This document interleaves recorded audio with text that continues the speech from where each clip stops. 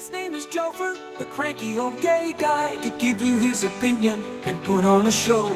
If you like what he does, it isn't a phase. If you like his channel, subscribe today. His name is Jofer, the cranky old gay guy. He's cranky and old, but we just don't know why.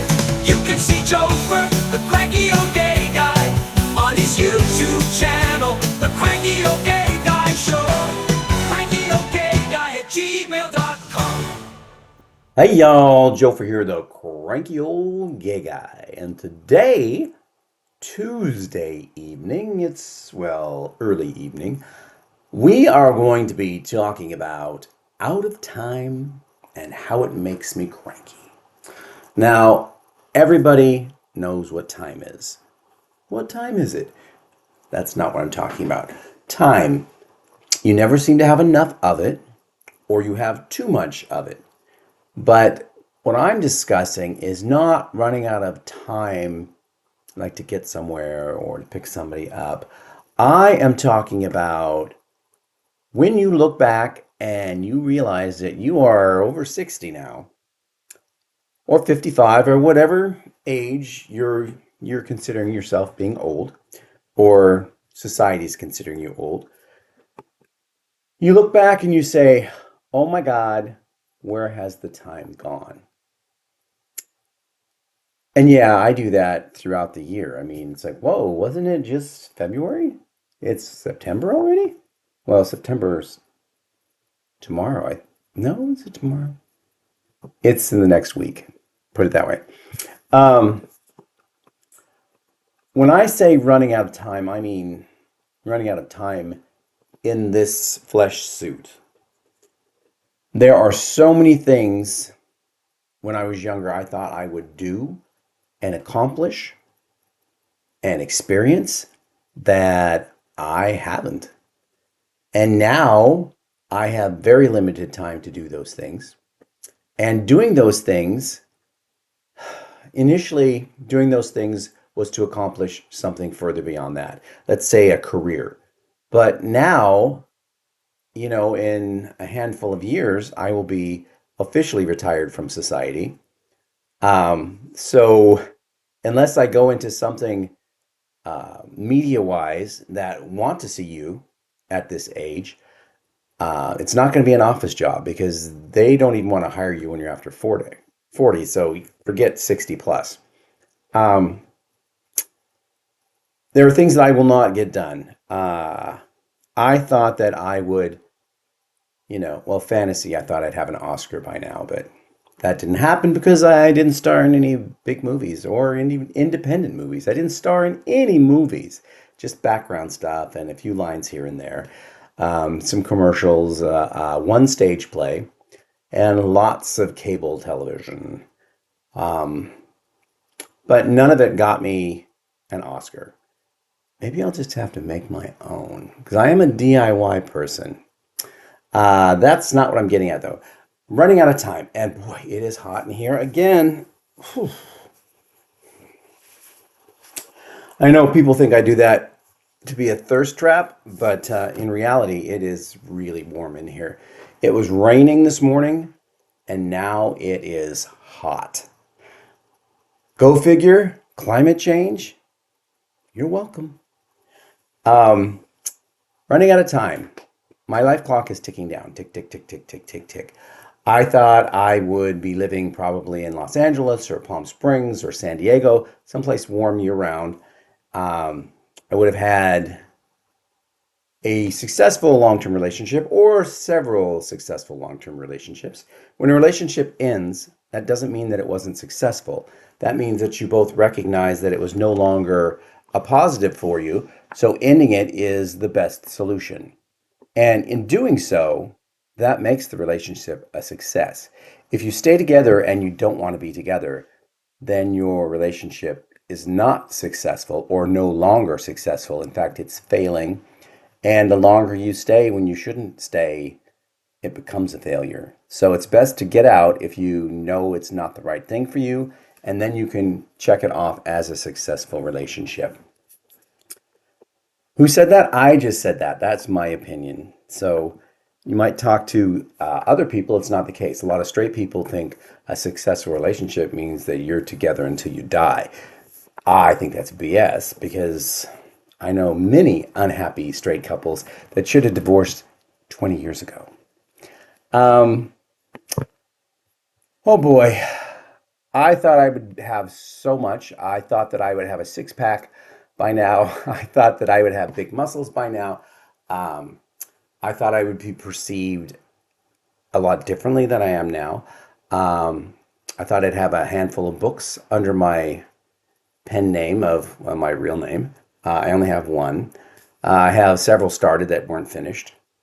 Unfortunately, the one that I have was not a New York Times bestseller because I looked into it, and to become a New York Times bestseller, you're usually a bestseller the moment the book breaks onto the market because it's all because of pre-sales, which tells me that those pre-sales, for the most part, are probably from the publishing company buying stacks and stacks of your books to make it a bestseller because then people want it and then you have stuff available. Let me just get this thing off. Oh, malware bites. I don't understand why. I don't even have it on my machine yet. It pops up. Um, Publishers buy books, they have them on hand. So then when publishing houses or when independent bookstores need them, the publisher, when you go out to do a book signing or something, the publishing house has them on hand. They can give them to you. I think they donate a lot too. Because you might be on the New York Times bestseller for 1 or 2 weeks, and then your sales go flat because the hype is over, and suddenly your books are in the bargain bin at the bookstore and they're 50 cents a piece. Well, I think a lot of that has to do with the overkill that big marketing or publishing houses buy up so much stuff in advance and put money into it just to make it a big seller, just so they can get that initial rush. But that wasn't me. My my budget for advertising was very, very limited, and it was just on Facebook and on the Amazon site. And I don't think it brought in a lot of sales. I think the sales came from me marketing it myself, pushing it out in Instagram and Facebook and those kind of things. And for those of you who don't know, that book is also the sponsor of this channel. So check it out and let's make it a bestseller, shall we? So that's something I thought I'd have as a book or a series of books by now. I thought I would have an album out, and I do have one. It really wasn't released to the public. It was released online somewhere, and it was just Christmas songs. It was it's something back in the day when people sent Christmas cards, and I actually sent Christmas cards as an adult, believe it or not, in the 90s. Actually, I think it was 89 was the copyright on my CD. And I put together 8 to 10 Christmas songs and sent those out in lieu of Christmas cards. And it had a picture of me on the label with a little Santa hat on, and I sang each song in a different style. And I wish that I knew where they were at online because I don't. And the discs that I have a couple discs left. For some reason, my CD player won't play them, and they're unrecognized on the new computers, the Windows machines. I think I did it just either Windows XP or the ME edition. I think that's what I recorded on, but for some reason they aren't read now. So I don't know what to do about that. Not that they were super great, but I did have something out there. And I had hoped to, back before I messed up my voice with surgery, I thought that I would have music out there on the market. Maybe not with a label, but independent, like CD Baby or something. Didn't happen. And now, when I think about those things, like writing a new book, or writing a play, or writing a TV show, or writing a movie, or recording something, I am at the age where going on a book tour, I mean, it'd be great. I think it would be fun. But do I have the energy to do, 2 cities a weekend or something? I don't know. And And when I was in my 30s doing that, it would have been fine. And it's like, okay, this is a leapfrog to the next step, to the next step, to the next step. But now that next step is retirement. So it would be great, sure, to do these things and bring in the money so I can retire well. But it's also disheartening in here because I feel like I'm running out of time. I mean, time didn't used to matter.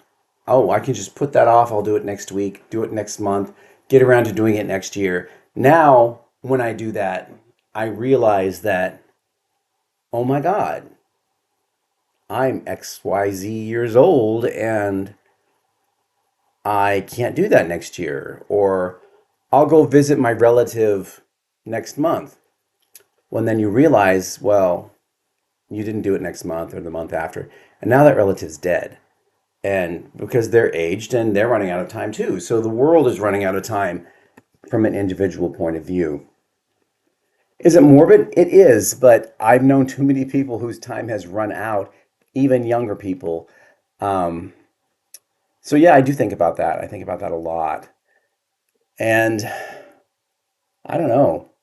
I mean, I would love to be in a situation where I don't have to worry about it, but gene therapy to make me younger is not happening. Not that I need to be younger, but to prolong life. But do I want to prolong life as I age? Probably not. I would want to stop the aging process because do I want to be 110 years old and be so worn down that I can't move or that I'm crumpled in a wheelchair? Probably not. I want to be active and lucid up to the point of death. And that's just me. So, everybody out there, I don't know your age. I can guess some of you. But tell me your thoughts on running out of time. Because when I think about it, it makes me kind of cranky. Okay, I think I have covered everything I wanted to cover today. I'm going to be doing, like I said, that advice video very, very soon, probably this week or early next. And I've only got a few questions that have come in that haven't been answered just in comment sections or in previous videos when I talk about a subject. If the advice is for something I've already talked about, I'm not going to put it in the advice video. So if you want advice from a cranky old gay guy, and it can be about anything except medical advice. No one's asked me any gay stuff yet. I mean, that's really incredible because I worked in an office and then in a medical clinic. I was surrounded by women all the time. I was usually one of the only guys in a group because I was in administration or assistants, administration, coordinators, and they would ask me all sorts of questions because I'd be the only guy and I'd be the only gay guy. And women have a lot of questions about gay stuff, from sex to relationships to how you see things, how you perceive things. But maybe it's because all you out there are gay, so you don't have these questions. That very well could be what's going on here. I would also like to do a video on kink. So if any of you guys have thoughts about kink, send them to me via CrankyOldGayGuy@gmail.com, and I might incorporate those into a video as well. Okay, I'm going to let you go. I hope you all have a wonderful Tuesday evening, and I will see you tomorrow. Bye. His name is Joker, the cranky old